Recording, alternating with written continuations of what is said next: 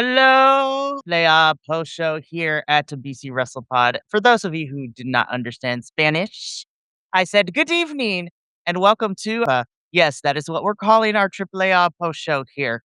It was going to be El Gordo, but I decided to go with Ay Caramba, but spell it with three A's. No. I like El Blanco y El Gordito. Yes, that is going to be our alternative names. Or I need to change my thing then. So, I am El Gordo, also known as Mikey El WrestlePod, and joining me this evening on our debut triple post show, we have, of course, El Blanquito himself, the father, also known as Kilt Man across the socials and the internet. I'm excited to have him here.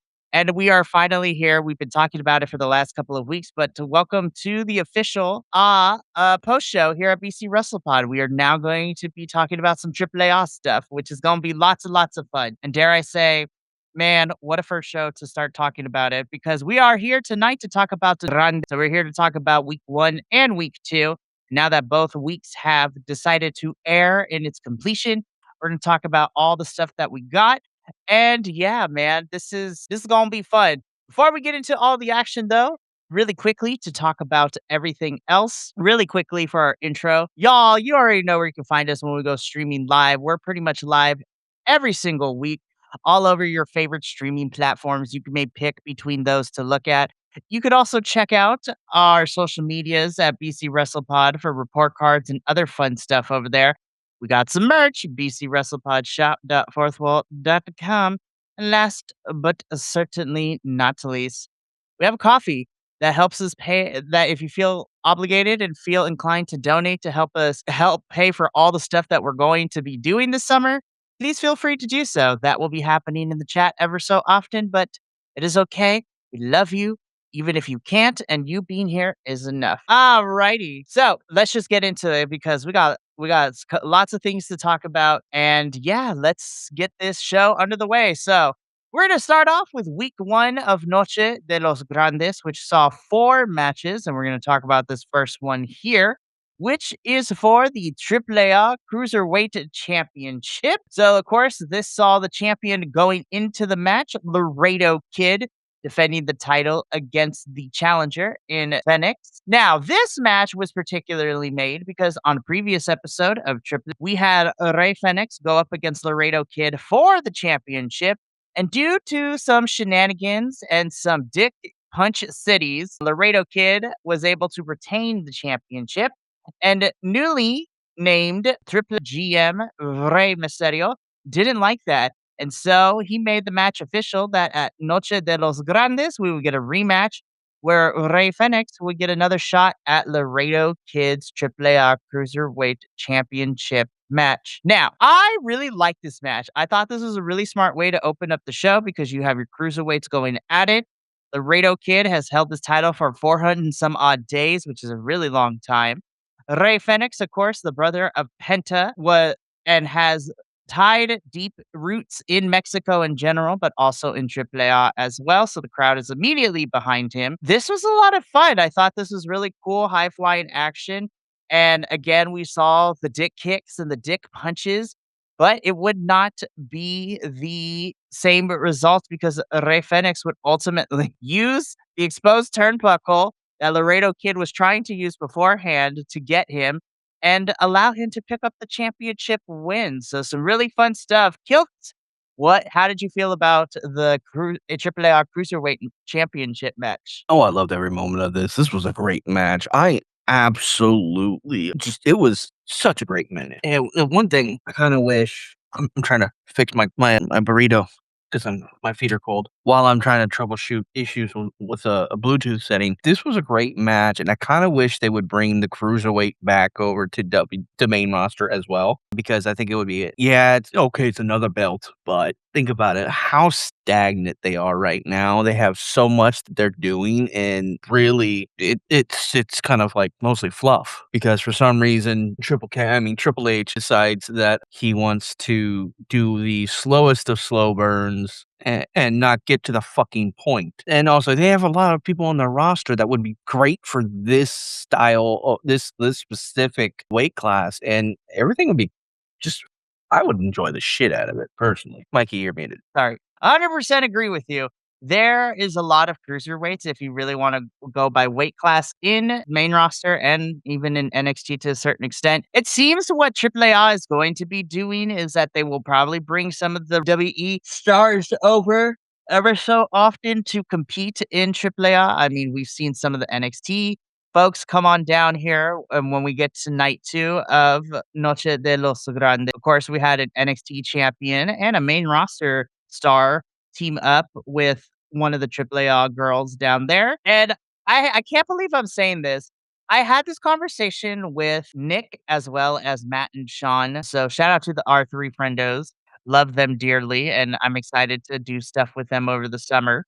But I was telling them that it's amazing and crazy to me that AAA, which essentially is under the umbrella of WWE, between them, Evolve, NXT, and main roster, the fact that they are under the same umbrella, but the presentation and the creative is so vastly different. I'm just like, now I don't want to say it's all on one person, but shout out to Undertaker for being the general for like being the creative force behind a AAA right now.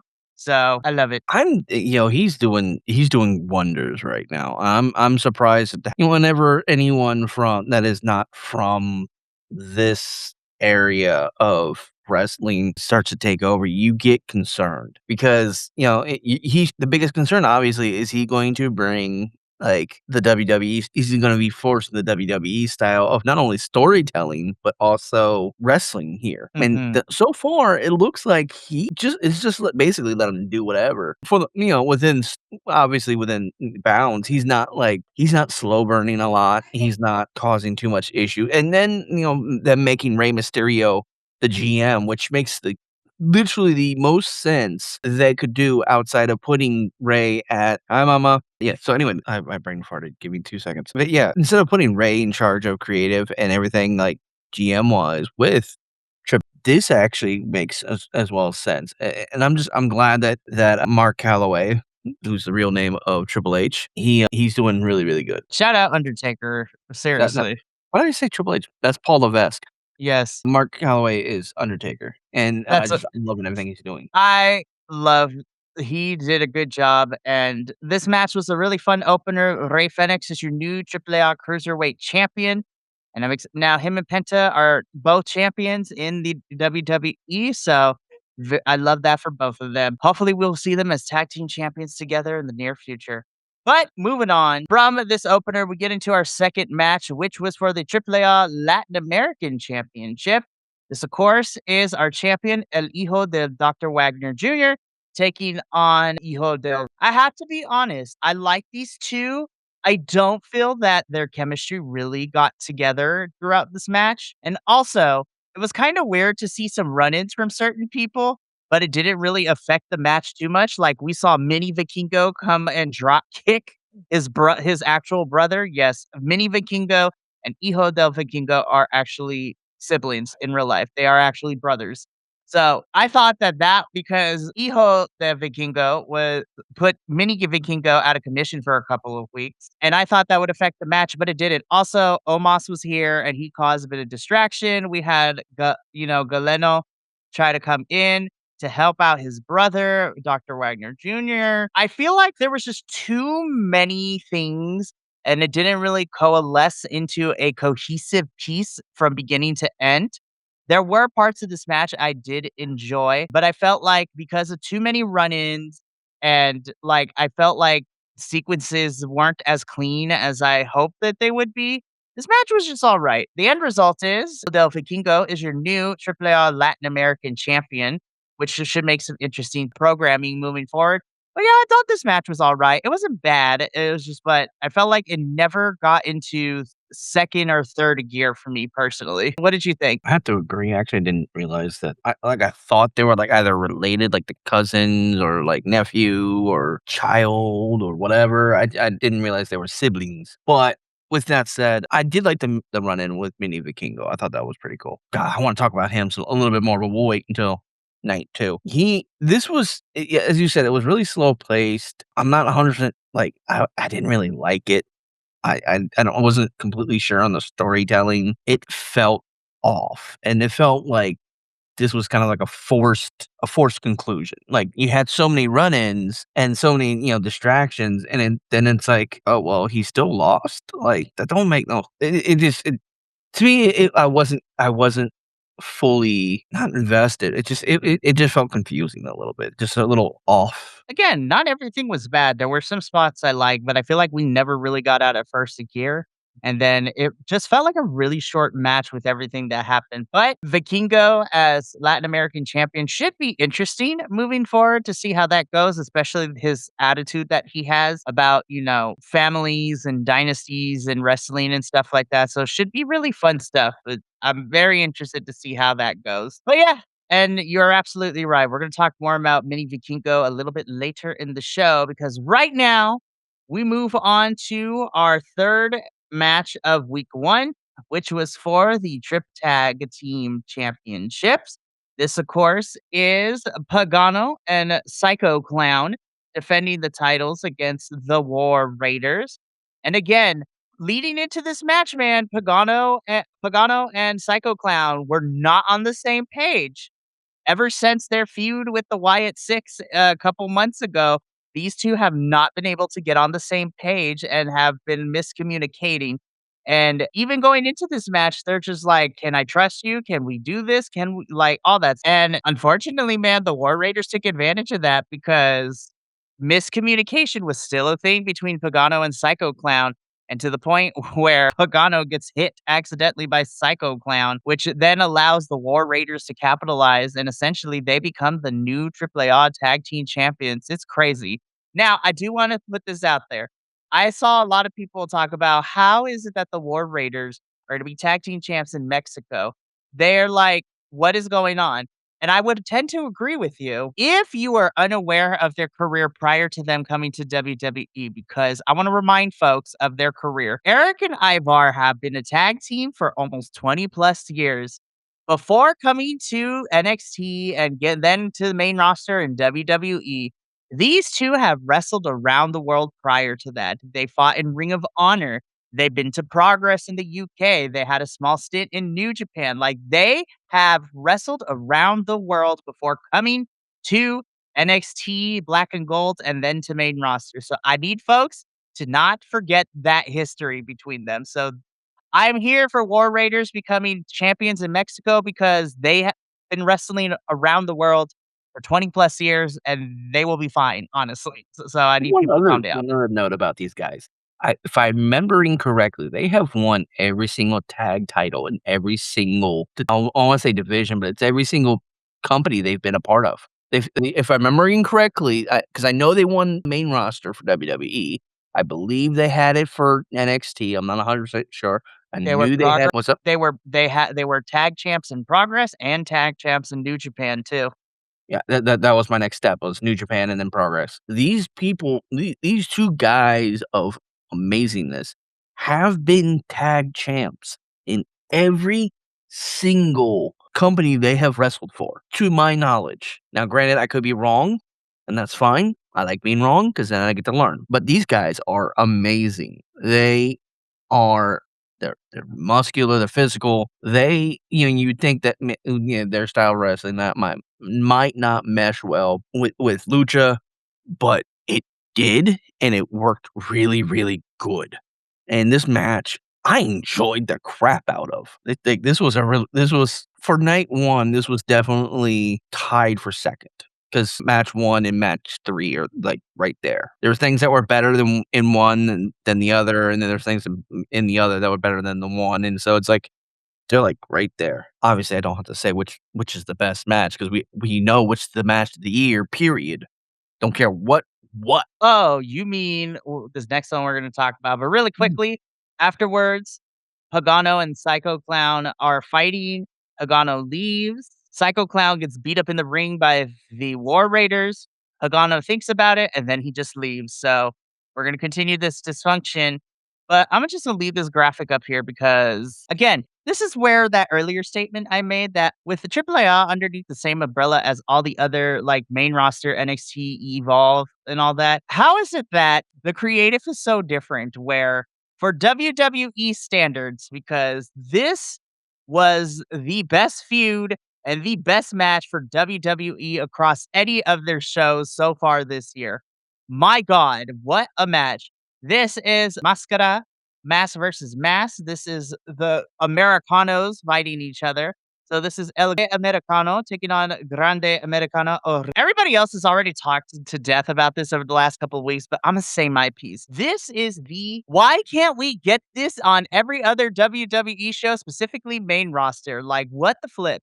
Now, I will say though, I don't know if it was partially because the crowd was in France yesterday for Monday Night Raw, but I wonder if main roster creative was like, damn, people are taking a doo-doo all over main roster and talking about AAA. We should probably step our game up because Monday Night Raw last night was actually a really good show. But I think they did it because let's talk about this. So to give you some information, Killed, not only did we see this match 2 weeks ago as live on Noche de los Grandes, but last week on Raw, they aired this match again after Monday Night Raw went off the air because of how good it was.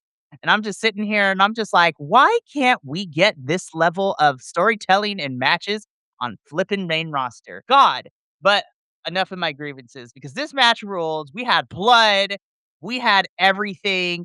You know, we had lots of returns and run-ins like Pimpy came back and I love her so much. Love her so damn much. She came out, we had Grande Americano's homegirl show up, like her novia was in the crowd. We had bull whips, chairs, tables. Like this match had Freaking everything. Rio dropping 20 feet off of the bleachers. He off the side of the freaking Phototron. Like, he can't that's a long ass fucking drop. It really is.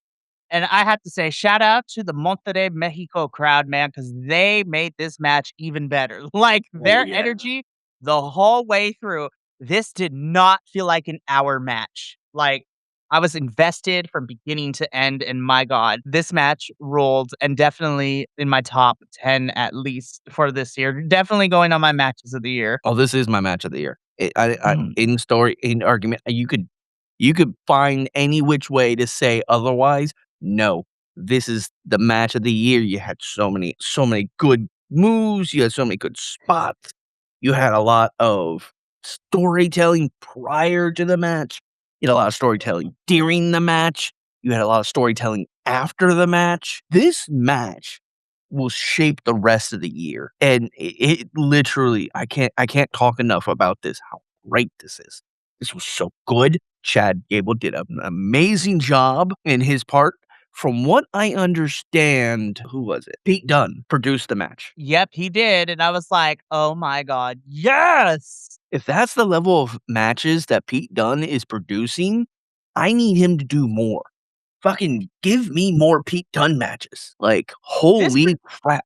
this particular show with all the people that were on our screen and all the people behind the stage, again, it tells me why isn't this level of creative what we are getting on our regular main roster shows? Like that is insane to me that we can get this in Mexico and in this company, but main roster can't give us the same thing. I was just like, I don't know how much of it is because I feel like Raw and SmackDown have to answer to TKO, and I don't feel like AAA is on the TKO radar like that. But my God, this match is definitely now because I watch everything. I'm not going to say this is my match of the year, but it is in that contention for me so far. And we're halfway through the year at this point. Like this match and another match that I watched in March so far are going up against each other for my match of the year when we get to our year end podcast this year. But El Grande Americano wins. It is revealed that Grande Americano Original is Chad Gable. And he says he doesn't know when, he doesn't know where, but it will be back in AAA at some point, and I'm here for it. Then we get a confetti celebration. I'm like, my God, this main event really sold the show. And for me, actually, I'm gonna wait until no, I'm gonna talk about it now. I don't want to get too personal. I don't want to get too sentimental here. It's my show though, so we're gonna do what we want. For me personally, and this is as a result for Nick and Matt and Sean who don't follow Lucha Libre in general, like I do here with, CMLL and now with us covering AAA, to hear them telling me and texting me like them falling in love with the lucha libre culture, the Mexican crowd, like the energy, the pageantry, everything to that. My God, I promise I wasn't gonna cry. It makes me super happy as somebody who loves his culture of being, and especially being a Puerto Rican and Mexican kid growing up here in the United States during these times. It really makes me happy to see that the art of lucha libre is still one of those things that people can find love and a passion for. And newer people who are getting into it appreciate everything and see it beyond like the stereotypes that we see with our luchadores on main roster. And the fact that is that lucha libre is alive and well, and it can be presented in a way that's not a joke, like we have seen WWE do with the luchadors for so damn long. So that is my TED talk. If I keep going, I will cry on stream, and that's not what we're here for. I mean, no one's given us enough subs on Twitch to make me cry. So I do want to remind you one very important thing, sir. Considering what time it is and what today is, make sure you go vote Yes. for Mr. NXT. Oh my God. What's funny is I'm sitting there. I happen to get a notification off of TikTok, and it's Shiloh Hill sending out a reminder to his message board for his followers to go vote for me. And I'm Funny. like, "Oh, hell yes, give me Shiloh Hill." And did you see sorry, I know we're on, but I wanna gush a little bit about my favorite brand, which is NXT. Did you see Tatum's costume? I have. I saw her little Okay. video you sent me. Uh, Can't wait to watch it after we're done here. I'm probably gonna watch it tomorrow You because should, yeah, because we got a show tomorrow. I know we have the show tomorrow, but I'm gonna watch it tomorrow so that way I can just after this, I can either decompress with some more video games because I just got something that's actually really, really cool and actually enjoying the crap out of it, which we'll go into in another stream. Alright, but next, Yeah, high point of the 2 weeks, favorite match of the 2 weeks, yes. Alright, let's get into week 2 really quickly. This was a little bit of a shorter episode, easier to go through. So first and foremost, we had a fatal five-way match. This was a number 1 contenders match to see who would be the first challenger up for the AAA Cruiserweight Championship. So in this match, we have, of course, representing main roster, we have Joaquin Wilde and Cruz del Toro, as well as Lince Dorado, Octagon Jr., and Mini Vikingo. You get one of these. You 13-year-olds, you get one of these. Like, my gosh, 13 years old, and you are hella great already. You are going to have a great career ahead of you. This is a fun one. Definitely Lince Dorado and Mini Vikingo were the standouts for this one. And it really did come down to those two, but Dorado would win, and he is the number 1 contender to challenge Rey Fenix for the AAA Cruiserweight Championship in the near future.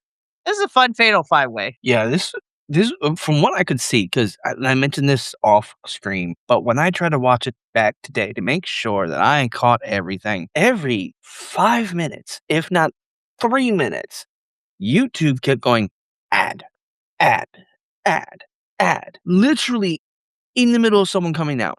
In the like 2 minutes into a match. Like, I'll be like, "Okay, cool, cool, cool, well, ad." Are you fucking serious? Skip, skip, skip, Rude. skip, skip, skip. And it's like and Mini Vikingo, fucking phenomenal kid. Like, I 13 think years Ray old, said Kilt. he's the first time he got in the ring was 4 years old.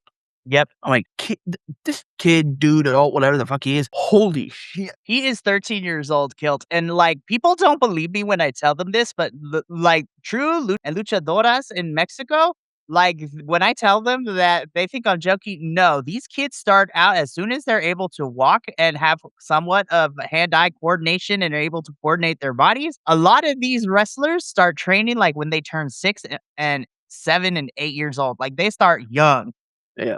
When this guy can because again, we get into that weird gray of child labor gray area. Anyway, when this guy is able, I want to see him, the youngest owed, and the youngest in charge in the three-way. Yeah, Benny Vikingos, Leon Slater, Javon Evans would slap so hard. I would retire from wrestling commentary. Like, I have seen it all. I'm good. I don't need to see anything else. And then someone will say something cool like a Stairway to Hell match, and I'll be like, "Okay, I'll be right there." No, but this was a fun fatal five-way. Lince Dorado will be challenging Rey Fenix in the new future for the title. So, moving on, we did get a little bit of a small little press conference with our general manager of Trill, and he talked about how great the mass versus mass match was and how it was great. But probably the most important thing to come out of this little press conference segment is that Yes, the AAA Mega Championship will be defended at night 2 of Triple Mania, which was the next big event happening in September. But he didn't say that Dom would be defending that title, but whoever is the AAA Mega Champion will be defending it in the main event of night 2 of Triple Mania this year. And I'm like, so and Dom will be at June 20th. So Dom is coming back. I mean, he has to defend the title. Yeah. But he hasn't had I don't know of how many defenses he's had I think he's defended, like, once or twice, but he has not defended the Mega title, like, And since he's quite a got it bit, outside. yeah. And so it's like, come on, we need to finish the burn of fucking Judgment Day. Hurry the fuck up. We're gonna complain about what's going on the main roster in another year, but he needs to defend the title. He My can't yeah. My money is I think that when we get to September, I think it's gonna be Dom versus Grande Americano. I Oh, yeah. that I think is the match for that title, That would and be Grande Americano wins in Triple Mania, like, holy hell. exactly, yes. Oh my god. I'm not gonna We s lie, when they announced the dates and for Triple Mania, I looked up flights, I looked up hotels, and I just realized, yeah, that's 5 grand I don't have. No, you don't. But that Triple Mania will be happening in September. The Mega Championship will be in the main event of night 2 of Triple Mania this year, so that's gonna be fun.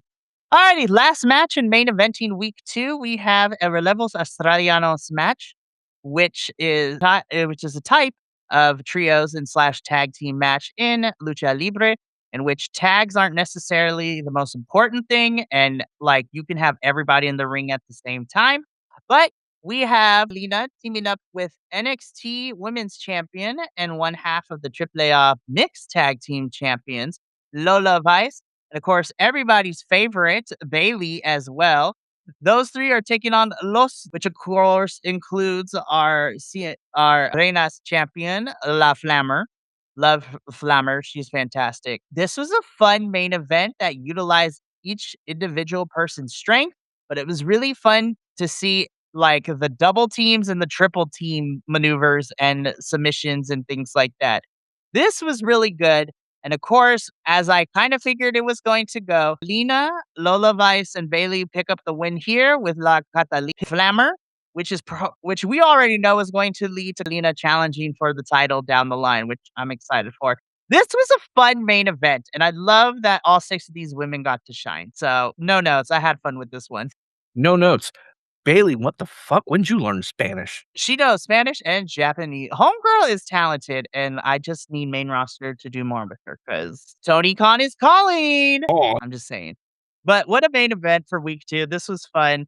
La Catalina again is probably going to challenge for the Reina Championship down the line. And yeah, and Kilt, that is Noche de los Grandes. These was a really fun 2 weeks. Really fun event from Trip, and I'm excited to continue to cover AAA in down the line. So it's gonna be a good time. So, but yeah, I'm excited.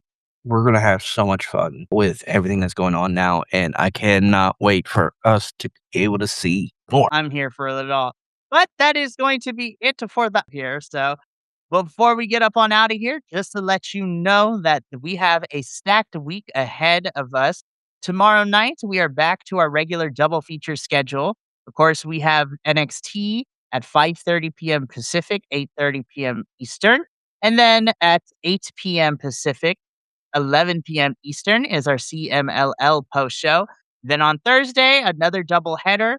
Benny and I will be here to talk about some Mystery Wrestling 26. And then I will also be covering Progress Wrestling's Chapter 195, Wonder Brawl 2, which is the first show underneath our new Progress Wrestling owners of Big Damo and Nikki Storm, formerly known as Nikki Cross of WWE. So the real life husband and wife duo purchased Progress Wrestling not too long ago. And I will be talking about how their first show as the new owners of Progress went. We got new champions, we got some fun matchups, and I'm going to be here Thursday night talking about it. Then we wrap up the week on Friday with our TNA post show where Will and I will be talking about everything. We got a championship match, we got some craziness happening.